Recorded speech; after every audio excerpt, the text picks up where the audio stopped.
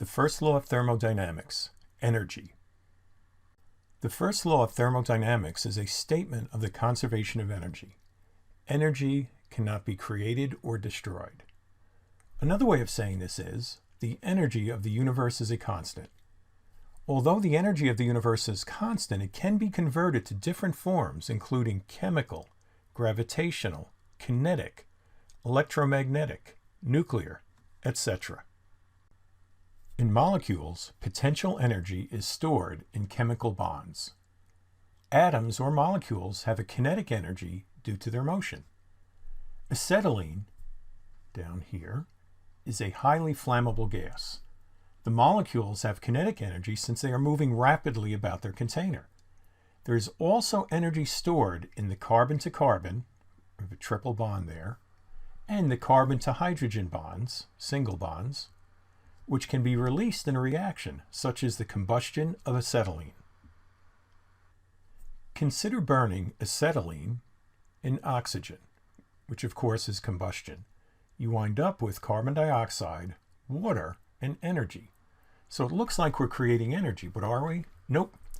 What's happening is the potential energy stored in the chemical bonds is reduced, because the bonds are broken to form carbon dioxide and water. So chemical energy goes down, but that potential energy is converted into thermal energy, right? It's on fire. That's thermal energy. Although energy has changed form, the total amount of energy remains constant. The decrease in chemical energy exactly matches the increase in thermal energy.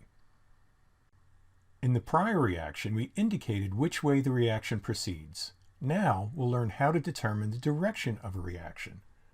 For example, does the reaction of sodium and water proceed in this direction, where you add sodium to water, those are our reactants, and you wind up with sodium hydroxide and hydrogen gas, or does it go this way? See how the arrow is going in the other direction? Do we add sodium hydroxide to hydrogen gas and get sodium and water? The equations do not provide enough information. A spontaneous process is one that moves forward from left to right as it is written, down here the combustion of acetylene, without a continuous input of energy. Another term for this process is thermodynamically favorable. Here's some examples. Heat flowing from a hot object to a cooler object, right? We use that in the zeroth law. A ball rolling down a hill, or a combustion of acetylene. Non-spontaneous reactions are also called thermodynamically unfavorable. Here's some examples that are opposite of spontaneous processes. Heat flowing from a cool object to a hot object, a ball rolling up a hill, or acetylene forming from carbon dioxide and water. You can make those happen, but they require a continuous input of energy, and we'll discuss that a little bit later. For example, an air conditioner can move heat from a cool object to a hot object, and you can push a ball up a hill. But both these require, and here's the key phrase, a continuous input of energy. A reaction is spontaneous, and here's the big definition, if it occurs without continuous outside intervention. That does not mean that the reaction proceeds quickly. Many proceed slowly. That's because of the activation energy barrier, and that was covered in the kinetics unit of this course. Reactions that proceed slowly due to the high activation energy barrier are referred to as being under kinetic control. There are different types of spontaneous reactions. Here we have potassium plus water creates potassium hydroxide and hydrogen gas. This reaction happens immediately on contact of potassium metal with water.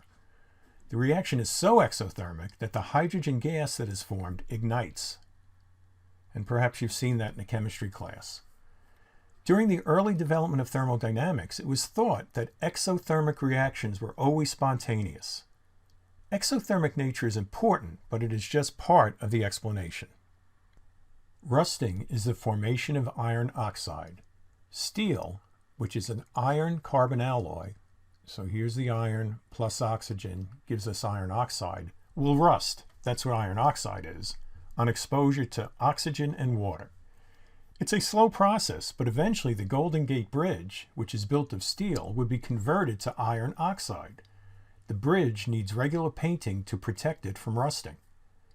This is an example of a thermodynamically favorable reaction that happens very slowly because it is under kinetic control. Burning natural gas, which is methane, and here's the equation for it, we can mix those. We can mix methane and oxygen. Nothing's going to happen. However, one spark, activating the ignition switch on a stove, for example, and the reaction will go completely to the products. In this case, carbon dioxide, water, and energy. The spark provides the energy necessary to overcome the activation energy barrier for the reaction. We do not consider the spark to be a continuous input of energy, so this is thermodynamically favorable. Keyword, continuous. A non-spontaneous reaction is the reverse of a spontaneous reaction. Non-spontaneous reactions cannot occur in isolation. They require specific interactions with the environment. So let's just look at this one here. We showed how iron plus oxygen can turn into rust. We showed how methane plus oxygen with a spark can turn into carbon dioxide and water. But when's the last time you saw rust on its own turning into nice clean iron plus oxygen? Just doesn't happen. Some examples of continuous interactions with the environment, which you showed on the previous page, which would enable a non-spontaneous process to occur, include supplying energy. Okay, that's where we would push a ball up a hill. Reducing entropy, and we're going to define that a little bit later, or adding pressure. A spark is not a continuous outside intervention since it briefly provides the energy needed to overcome the activation energy, after which the reaction is self-sustaining. Processes that are favorable at one temperature may not be favorable at other temperatures. Take the process of melting ice to form water,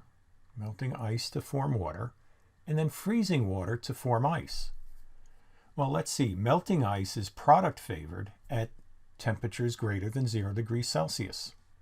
Forming ice is product favored at T less than 0 degrees Celsius.